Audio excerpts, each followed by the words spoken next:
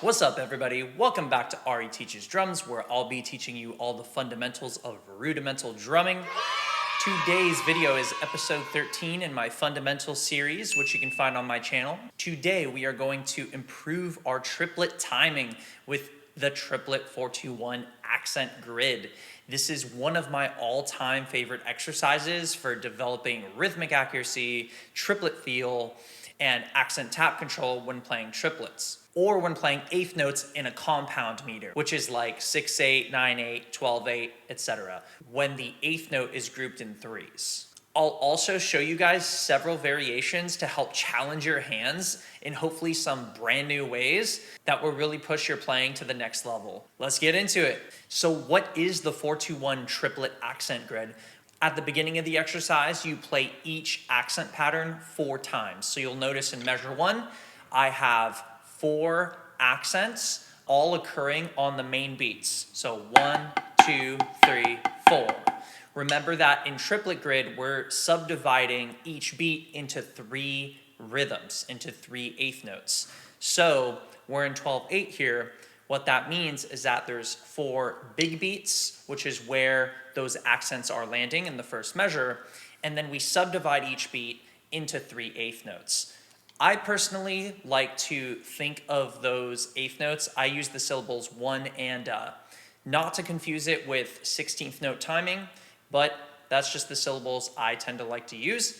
Other people say like 1 lolly, 2 lolly, or something like 1 triplet, 2 triplet, etc., etc.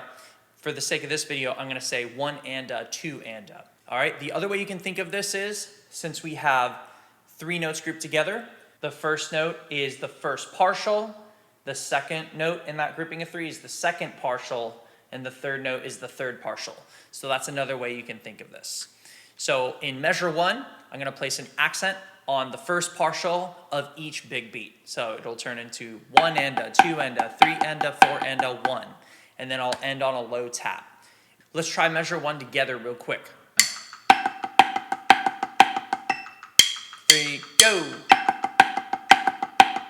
Very important as you're playing through this, your accent height and dynamic, you want to make sure it's nice and strong. So I would play those accents up at least mezzo forte or forte and rotate up with your wrist to get to those accents.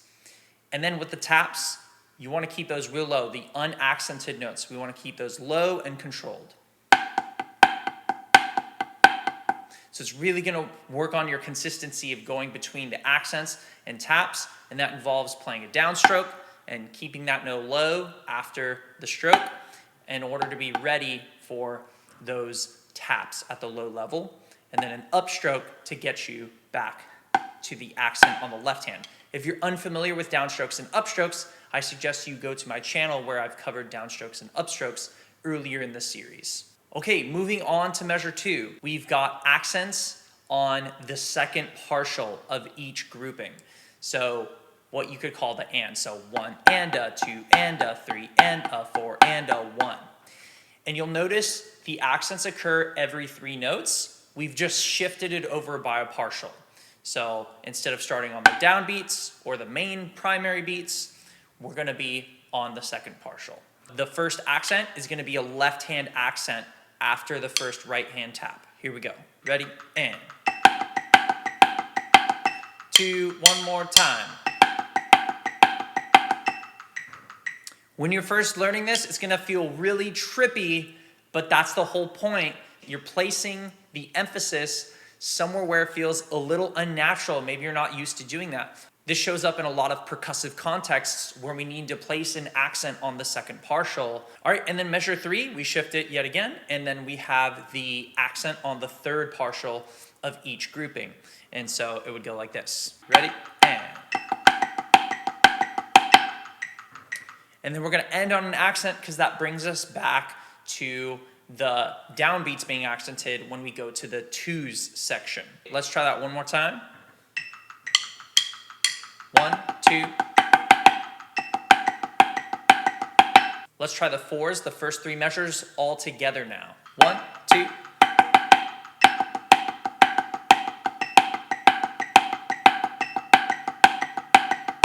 And I think the biggest thing that's gonna help you in your head, if you're a marching percussionist or practicing for marching drumming, you should be marking time as you're doing these things so that you can feel where the placement is in your feet, especially if you're a marching drummer.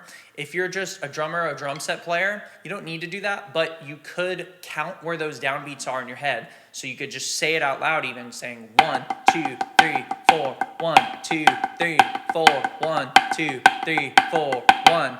Or add the syllable 2 that you're doing. So 1, 2, 3, 4, 1 and 2 and 3 and 4 and 1, a 2, a 3, a 4, a 1. Whatever helps you to figure it out, you gotta find that method for yourself where you start to feel comfortable with the uncomfortability of moving that accent around. Okay, let's go through the 2 section. So we're essentially cutting each pattern in half. So that's why it's called the 2s. So instead of 4 accents with the same pattern, now it's just 2.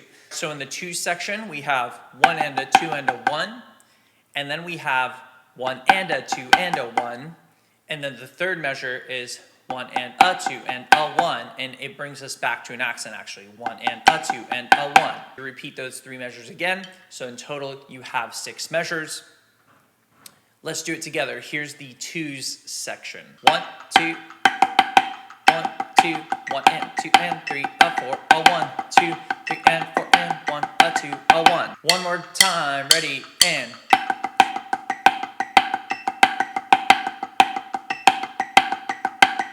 Another way to think of this is that after you get to beat 2 here, 1, 2, it's 4 notes until the next accent. So 1, 2, 3, 4, 1. So you can just think about alternating off the left, right? And then placing another accent before you do another grouping of 3 to get you back to the right.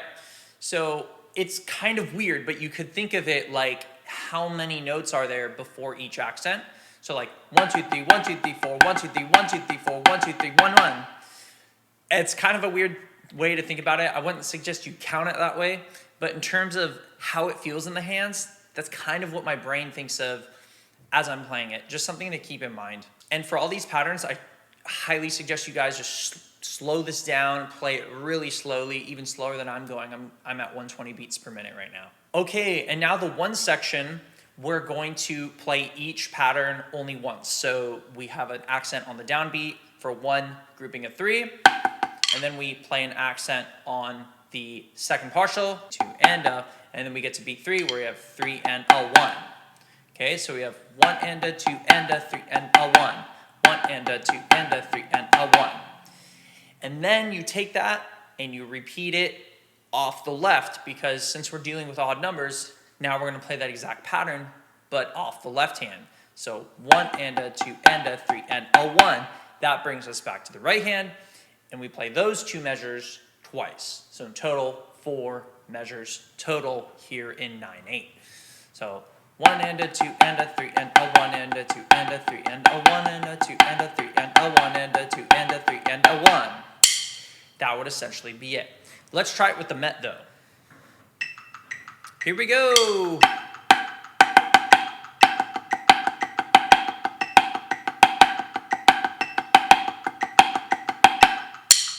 One more time. 2, 3.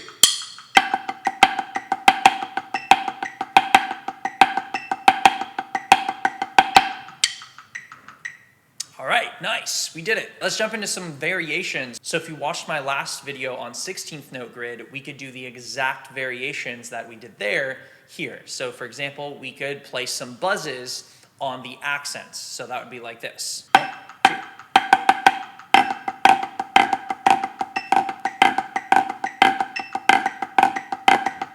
And et cetera, et cetera. You could also buzz every single note and just get this type of feel going on. That's a good builder for working on playing buzz patterns with accents. It's a great way to improve your buzzes. And then we could also do diddle grid. And there's 2 ways you could go about this. So with diddle grid, we could put the diddle on the accents to move with the accents, or we could keep the diddle on a certain partial. Let's do the first version. So let's just put a double on every single accent that happens.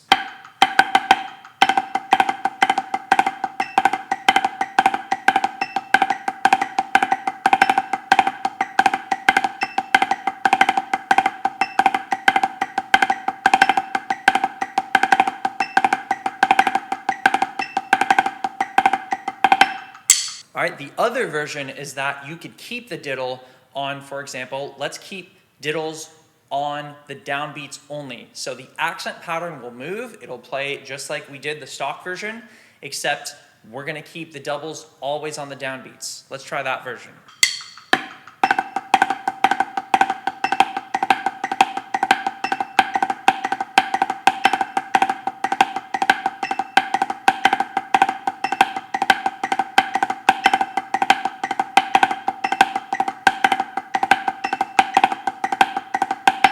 So this one's gonna totally screw with your brain and your hands at first, if this is your first time ever doing this, but break it down really slowly and break down each variation on its own. So the first one, it's really just the double landing on every single accent and keeping the openness of that double, but not too opened or too closed. You wanna hear digga-da-da-da-da-da, right?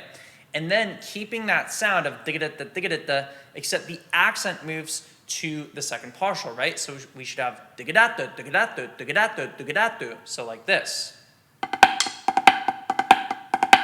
So just practicing that, a low double to a left-hand accent, right? And then off the left, digga-da-da.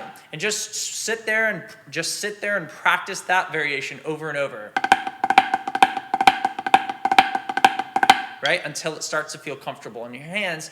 And by the same token, the third variation where you have diddle tap accent, diddle tap accent, diddle tap accent, diddle tap accent. It's just gonna be a slow process, a slow burn until you start to feel comfortable with that variation. All right, another one I really encourage you guys to work on is flam grid. And you can do the same exact idea here where we can either have the flams move with the accents or we can keep the flams on a certain partial every single time through the entire exercise. Let's do moving flam accents. So the flams will move with the accents. Let's try it.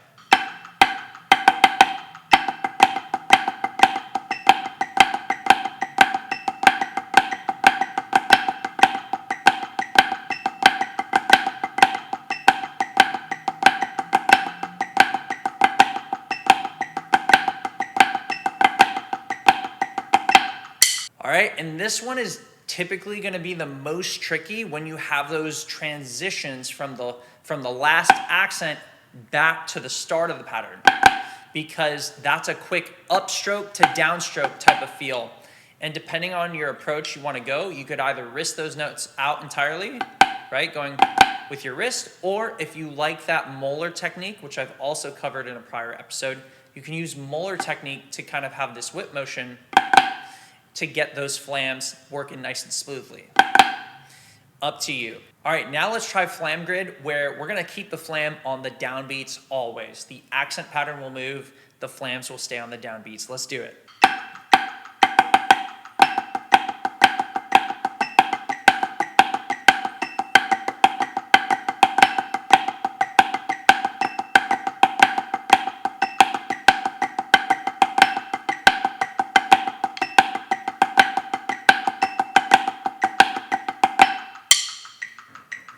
Personally, for me, this one is tricky to play really slowly. I tend to find myself feeling more comfortable in a faster range, but you do want to break it down and go really slowly with this one.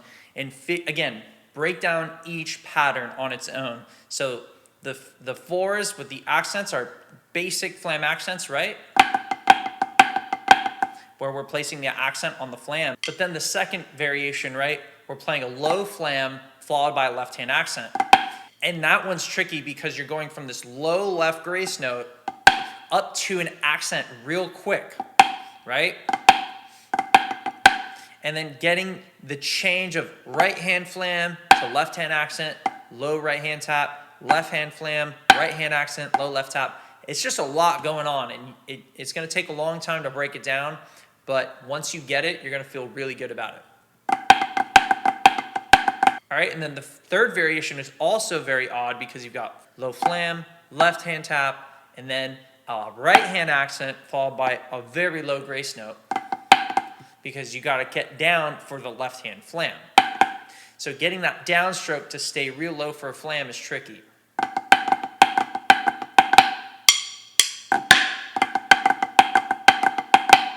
All right, and then you can do this exercise for cheeses, flam drags, flam fives, chichettas, There's so many variations you can do. I've seen so many variations on Triplet Grid. I actually would love to hear in the comments some other variations that you guys have played. If you know this exercise, I'd love to hear what other variations you've heard of with Triplet Grid. There's anything from like tap roll grid, where you can fill in all the taps,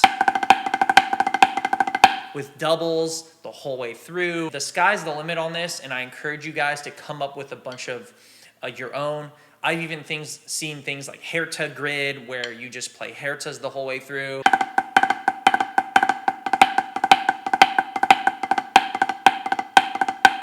Right, so you could technically do Herta grid the whole way. I've also seen lines and played myself in drum corps when I marched. I believe we played a variation where we just did singles. So we went.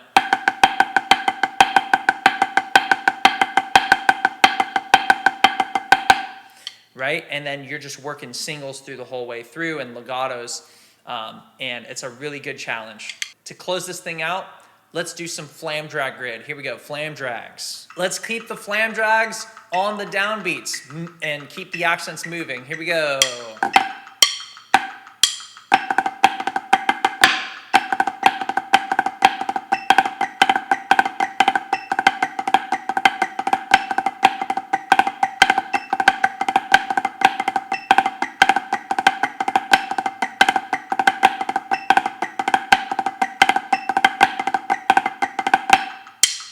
Sweet, let's go faster.